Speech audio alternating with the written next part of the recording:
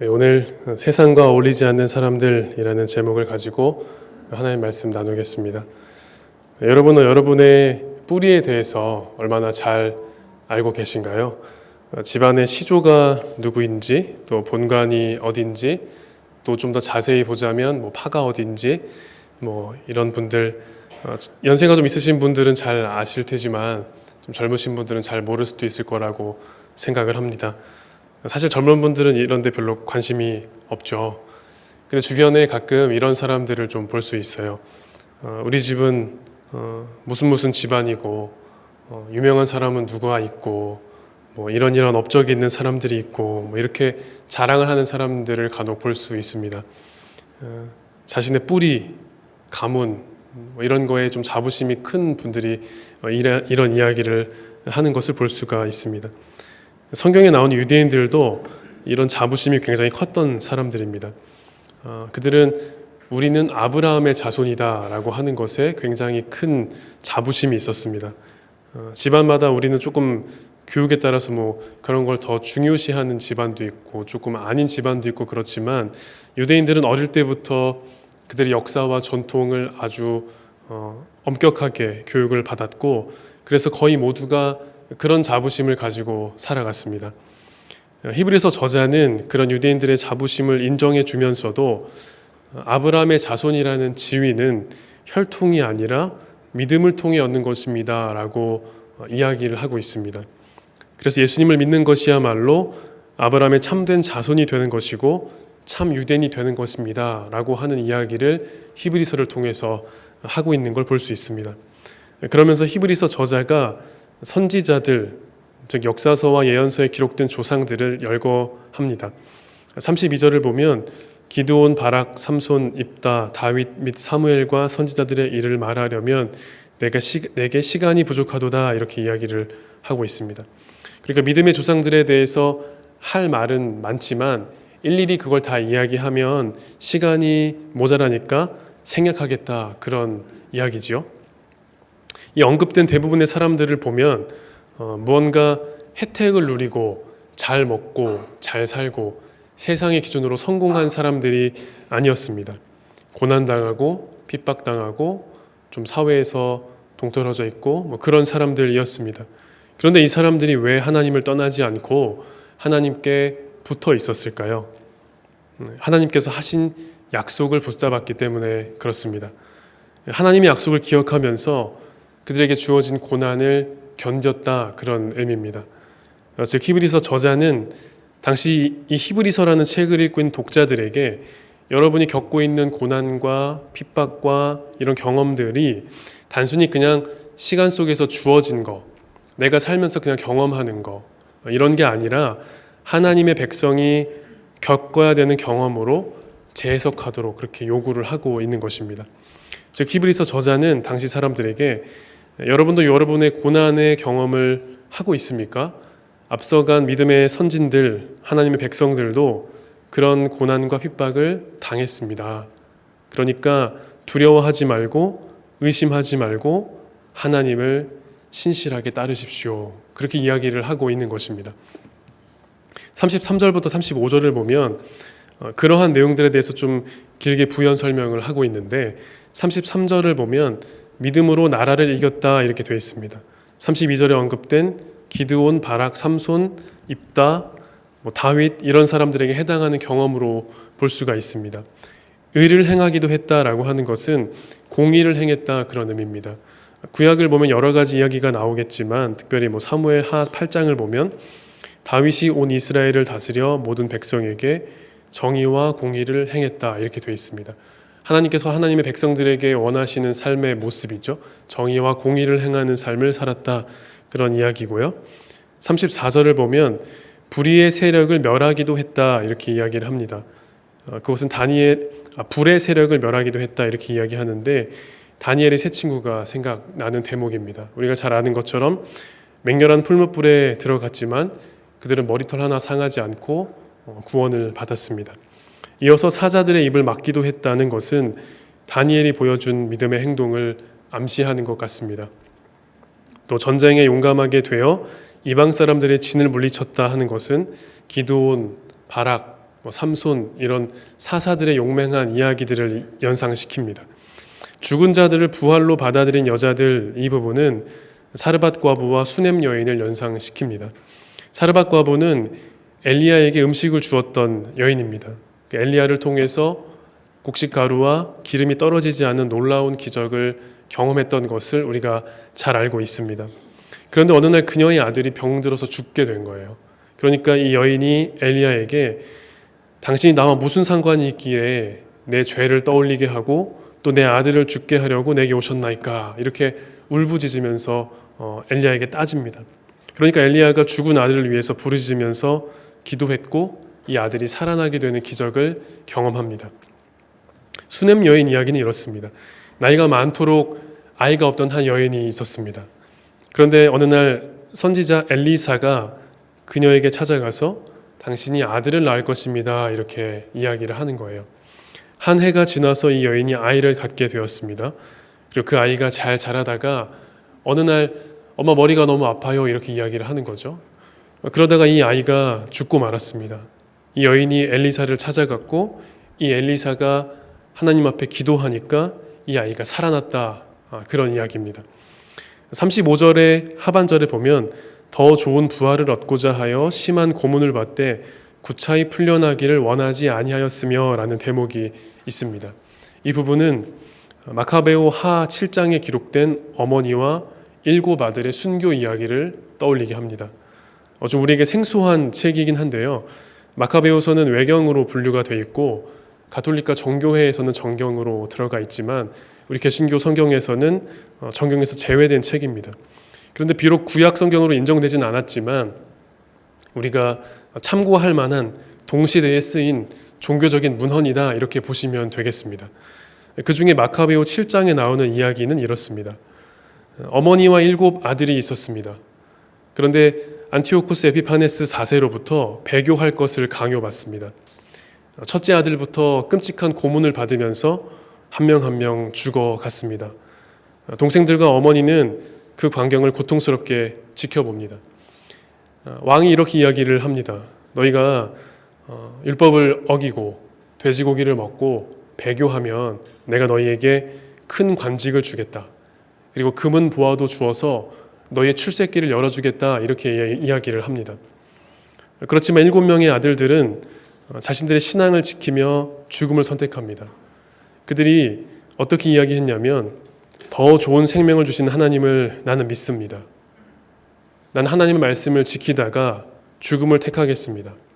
당신들은 죽은 후에 살아날 수 없겠지만 나는 생명의 하나님께서 죽은 후에 다시 생명을 주실 것입니다, 라고 하면서 한 명씩 한 명씩 죽어갑니다. 옆에서 그 광경을 바라보는 어머니도 얘들아 배교하고 살아나라, 이렇게 이야기하지 않고 하나님께서 너희를 다시 일으키실 것이다, 율법을 지키고 죽음을 두려워하지 말아라, 이렇게 이야기를 한 후에 어머니도 끝내 죽음으로 그 믿음을 지키는 이야기가 마카베오서에 나옵니다. 히브리서가 쓰인 이 시대에 마카베오서가 헬라어를 사용하는 유대인들에게 널리 읽혔습니다. 그러니까 유대인들은 이 이야기를 굉장히 잘 알고 있는 상태죠. 그렇기 때문에 히브리서의 독자들이 더 좋은 부활을 얻고자 하여 심한 고문을 받되 구차히 풀려나기를 원하지 않았다 하는 대목을 보면 마카베오서의 이 이야기를 떠올렸을 것입니다. 그리고 히브리서 기자도 아마 그것을 염두에 두고 이 내용을 작성했을 가능성이 높습니다. 36절에 조롱과 채찍과 결박과 옥에 갇히는 것이라고 하는 것은 예레미야를 비롯한 구약의 수많은 하나님의 선지자들과 백성들이 경험했던 이야기입니다. 돌로 침을 당했다 하는 것은 성전에서 돌에 맞아서 죽었던 제사장 여호야다의 아들 스가랴를 떠올리게 하고, 톱으로 켜는 것은 유대 전통에 따르면 므낫세 왕 때 톱에 의해서 순교한 이사야 선지자의 전승과 연결됩니다. 양과 염소의 가죽을 입는 것은 엘리야나 엘리사 같은 선지자를 연상시킵니다. 이런 가죽옷은 지금은 조금 값나가는 옷이지만 당시에는 직물 옷이 훨씬 비쌌기 때문에 직물로 된 옷을 구하지 못하는 궁핍한 사람들이 입었던 옷이 바로 가죽옷입니다. 선지자들이 그런 옷을 입었다 하는 거지요. 저는 지금 이 구절들을 하나씩 설명을 드렸지만 앞서 말씀드렸듯이 유대인들은 이 앞의 내용들을 읽으면 제가 설명한 내용을 자연스럽게 떠올렸을 것입니다. 문화적으로 어릴 때부터 들었던 내용들을 비슷하게 이야기하면 그게 그 얘기구나 하면서 우리가 척하면서 알아듣는 것처럼, 만약에 우리가 12척의 배로 해전을 승리로 이끈 이렇게 하면 이순신 장군 이야기지, 아니면 도시락 폭탄을 던진 그러면 윤목일 의사 이야기지, 이렇게 이해하는 것처럼 우리가 읽었던 본문의 그 내용들도 유대인들이 읽었을 때 이 사람들을 암시하는 거구나, 이런 믿음의 선진들을 이야기하는 거구나 라고 잘 이해했을 거라는 이야기입니다. 이렇듯 하나님의 백성들은 엄청난 고난을 겪었습니다. 그런데 이런 고난에 대한 일례를 열거하고 나서 히브리서 저자가 뭐라고 이야기합니까? 38절에 보면 이런 사람은 세상이 감당하지 못하느니라 라고 이야기합니다. 이 말씀 참 많이 들어보신 말씀이죠. 들으면 좀 힘이 나는 말씀입니다. 제가 청소년부 때도 수련회에 가면 많이 들었던 말씀이기도 해요.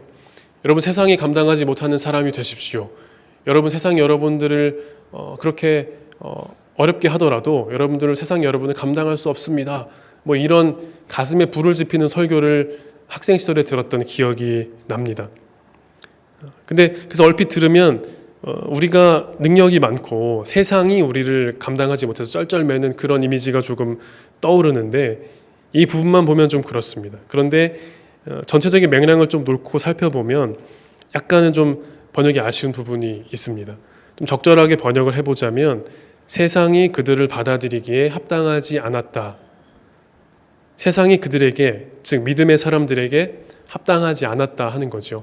조금 의역을 해보자면 오늘 말씀의 제목처럼 그들은 세상과 어울리지 않는 사람들이었다라고도 할 수 있을 것 같습니다. 믿음의 선진들은 이 세상이 영원하지 않다 하는 것을 아는 사람들이었습니다. 그들은 이 땅을 잠시 머무르는 곳으로 생각했습니다. 그래서 이 세상에 특별한 가치를 부여하지 않았습니다. 그리고 스스로를 나그네로 여기며 살아갔던 사람들이 바로 우리 믿음의 선진들입니다. 근데 여기서 좀 흥미로운 건 이게 일방적인 거부가 아니라 서로 그랬다는 거죠. 세상은 이들의 믿음과 가치관을 이해하지 못합니다. 세상의 기준으로 볼 때 이 사람들은 부적응자고 뭔가 좀 제대로 살아가지 못하는 사람들로 여겨집니다. 그래서 세상이 이들을 받아들이려고 하지 않습니다. 반대로 믿음의 사람들도 세상의 안락함에 그렇게 정착하려고 하지 않았습니다. 그들에게 이 땅은 참된 본향이 아니었기 때문에 그렇습니다. 그들의 이러한 태도는 이어지는 38절 하반절에서도 분명히 드러납니다. 그들이 광야와 산과 동굴과 토굴에 유리하였느니라, 이렇게 이야기를 하는데요. 이 구절은 단순히 이 사람들이 이런 곳에 거처했습니다, 이렇게 설명하는 구절이 아닙니다. 앞서서 38절 전체를 좀 이해해 보면 그들이 광야와 산과 동굴과 토굴에서 방황했습니다. 왜? 이 땅의 세계가 그들의 본향이 아니었기 때문에 그렇다 하는 이야기죠. 그러니까 장차 올 약속의 땅을 믿음으로 바라보고 지금 내가 서 있는 여기는 잠시 머무는 곳이다 라고 생각을 했다는 거죠. 그래서 그들의 이 불안정한 삶은 목적이 없는 떠돌미 아니라 견고한 믿음의 표현이었고 적극적인 순례였다, 이렇게 이야기할 수가 있겠습니다. 믿음의 조상들은 스스로를 나그네로 여겼다고 제가 말씀드렸습니다. 나그네는 어떤 사람들이죠? 짐이 많으면 안 됩니다. 왜 그렇죠? 여기저기 옮겨 다녀야 되기 때문에 짐이 많으면 안 됩니다. 짐이 많아지면 이동하기가 어려워집니다. 그래서 짐을 최소화해야 됩니다. 가지고 싶은 것이 있어도 참아야 됩니다. 너무 큰 물건이 있으면 조금 줄여야 됩니다.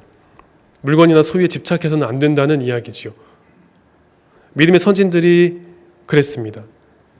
그들은 세상에서 하나님이 맡기신 사명을 이행하는 게 목적이었습니다. 그래서 그것에 최선을 다하며 살아가는 사람들이었습니다. 자신을 위해서 이 땅에 무엇을 쌓아두고 자신의 안녕과 행복을 위해서 아둥바둥하며 살았던 사람들이 아니다, 그런 이야기입니다. 그런데 그들이 죽음을 두려워하지 않았던 이유가 또 있습니다. 하나님의 살아계심을 믿었기 때문에 그렇습니다. 그분이 약속하신 대로 부활과 영원한 생명을 우리에게 주실 것이다 라고 확신했기 때문입니다. 그들에게 하나님은 단지 내가 어려울 때 나를 도와주시는 분, 나를 위로해 주시는 분이 아니라 역사 속에서 실제로 개입하시고 약속을 이루시고 내 삶을 이끄시는 분이시다라고 하는 확신이 있었습니다. 그래서 그들은 그런 어려움과 고난 속에서도, 그런 힘듦 속에서도 그런 것들을 초월하는 믿음을 가질 수 있었습니다. 이처럼 하나님을 바라보는 성도는 세상을 바라보는 관점을 달리해야 합니다. 비록 우리가 이 땅에 발을 딛고 살아가지만 이 땅에 속하지 않은 존재로, 순례자로, 나그네로 살아가야 한다 하는 이야기입니다. 오늘 우리가 문자 그대로 나그네로, 순례자로 살 수 없습니다. 우리 모두가 괴나리 못짐 치고 리어카에 짐 실어서 그렇게 살 수 없지 않습니까? 히브리서가 쓰인 그 시대와 오늘 우리가 살아가는 현대사회 속에 그 사이에는 큰 간극이 있습니다. 그럼 오늘날 우리는 어떻게 살아야 할까? 우리가 살아갈 때 입는 것도 먹는 것도 사는 곳도 굉장히 중요한데 그럼 어떻게 살아야 할까? 본문은 뭘 말하고자 하는 것일까? 이런 질문이 들 수 있습니다. 바로 그런 것들이 목적이 되어서는 안 된다 하는 이야기입니다. 어느 한 가지가 목적이 되면 나머지 것들은 다 부차적인 것이 되기 쉽습니다. 그래서 그 목적을 위해서 조금 그릇된 행동을 하고 조금 원론적인 것과 엇나가도 그냥 뭐 목적이 이러니까 어쩔 수 없지라고 하는 것이 우리가 가진 본능입니다. 그래서 목적을 위해서 모든 사람들은 삶의 우선순위를 재조정하지 않습니까? 근데 우리는 어떤지 한번 돌아봤으면 좋겠습니다. 우리는 세상이 우리를 받아들이기에 합당하지 않은 사람들입니까? 아니면 세상이 우리를 받아들이기에 합당한, 그러니까 세상도 우리를 잘 받아주고 우리도 세상에 잘 어울리며 살아가는 그런 사람입니까? 오늘 말씀을 통해서 이 물음을 우리에게 던져야 됩니다. 세상과 잘 어울린다고 하는 것이 조금 트렌디하고 좀 힙하고 이런 이야기를 하는 건 아니라는 것을 여러분 잘 아실 겁니다. 세상과 어울리지 않는다는 게 무엇일까? 제가 말씀을 준비하면서 조금 생각을 해봤습니다. 여러 가지 것들이 있겠지만 주일에 다른 사람들이 여가 시간을 보내고 자기 개발을 하고 혹은 수익 활동을 할 때 예배의 자리를 지키는 것입니다. 승진을 위해서 조금 불의한 일에 동참하라는 압력 속에 그것들을 단호하게 거절하는 것입니다.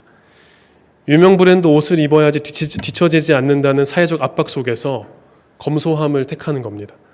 사람들이 막 투자 열풍에 빠져 있을 때 내 욕망을 절제하고 제어하는 겁니다. SNS에서 좋아요를 받기 위해서 애쓰기보다 진실하고 소박한 삶을 살아가는 겁니다. 내 삶, 내 가족, 내 일에 매몰되지 않고 내 삶의 여백을 만든 후에 그 여백에 다른 이웃들을 초대하고 다른 이웃들을 사랑하고 섬기는 삶을 살아가는 것, 이런 결단이 우리를 세상과 어울리지 않는 사람, 세상이 받아들이기에 합당하지 않은 사람으로 우리를 만들어 줍니다. 반대로 세상과 너무 잘 어울리는 사람들은 어떻습니까? 세상이 영원할 것처럼 살아갑니다. 그들에게는 이 땅의 것들이 전부입니다. 더 좋은 옷, 더 비싼 액세서리, 더 크고 비싼 자동차, 더 넓은 집, 이런 보이는 것들이 삶의 목표가 되어버립니다. 우리는 내 삶은 내 것이기 때문에 내가 맘대로 살아도 되는 것이 아니라고 믿는 사람들입니다. 하나님께서 나에게 생명을 주셨고 나의 삶을 인도하고 계시고 지금도 나와 함께하는 분이시기 때문에 그분과 올바른 관계를 맺으며 살아갈 때 가장 행복하고 가장 기쁘고 가장 좋고 가장 나답게 살아갈 수 있다, 그렇게 믿는 사람들입니다. 그래서 우리는 세상과 어울리는 사람들이 아닙니다. 39절 40절을 또 읽어보면 이 사람들은 다 믿음으로 말미암아 증거를 받았으나 약속된 것을 받지 못하였으니 이는 하나님이 우리를 위하여 더 좋은 것을 예비하셨은즉 우리가 아니면 그들로 온전함을 이루지 못하게 하려 하심이라. 아멘. 이렇게 이야기를 합니다. 무슨 말입니까?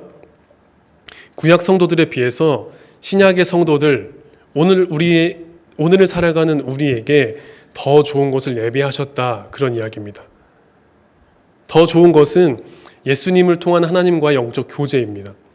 구약의 성도들은 이걸 누리지 못했어요. 그리고 그냥 믿음으로 바라보았어요. 그래서 우리가 아니면 그들로 온전함을 이루지 못하게 하려 하심이라 하는 말은 구약의 성도들이 예수님 안에 있는 신약의 성도들과 함께 온전하게 된다. 그런 의미입니다. 즉 구약의 성도들은 그들 스스로 온전하게 될 수가 없었기 때문에 이 땅에 다시 오셔서 속죄의 피를 흘리신 그 예수 그리스도의 피로 말미암아 구원 사역을 완성해 주심으로 말미암아 구약의 성도들도 다 같이 온전하게 된다. 그런 의미를 가지고 있습니다. 우리는 과거와 현재와 미래의 제약을 받는 존재죠. 여기 있으면 저기 있을 수 없고 저기 있으면 여기 있을 수 없는 그런 존재들입니다. 그래서 우리는 시간과 공간의 제약을 받지만 하나님께서는 그런 분이 아니시다. 그래서 영원 전부터 그리스도 안에서 모든 성도들의 구원을 계획하셨고 그 계획이 우리가 바라보는 역사의 순서와 관계없이 하나님의 신비 속에서 일어난다 하는 놀라운 하나님의 구원 계획을 지금 이야기하고 있는 것입니다. 우리를 포함한 예수님 이후의 세대들은 이미 임한 하나님의 나라를 봤어요. 그리고 그 영광을 누린 사람들이기 때문에 선조들보다 더 큰 고난을 이길 수 있습니다. 구약의 선진들이 복음을 듣지 못하고도 믿음으로 그 고난을 이겨냈다면 복음의 내용을 다 알고 예수 그리스도의 피 흘리심과 십자가 사건을 아는 우리는 더 큰 힘으로 세상을 이길 수 있을 것입니다. 우리에게 있는 이 믿음으로 어떠한 고난도 견딜 수 있음을 깨닫고 믿음의 길을 걸어가시기를 바랍니다. 신약에 충성이라는 말이 종종 나오는데요. 사전을 보면 충성은 국가나 왕에게 몸과 마음을 다할 때 쓰는 말이다 이렇게 나와 있습니다. 성경에 나오는 충성이라는 말을 조금 더 적절하게 번역을 해보면 신실하라라는 말입니다.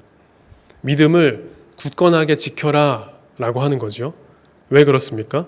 우리 믿음의 선진들처럼 우리는 세상과 어울리지 않는 사람들이기 때문에 그렇습니다.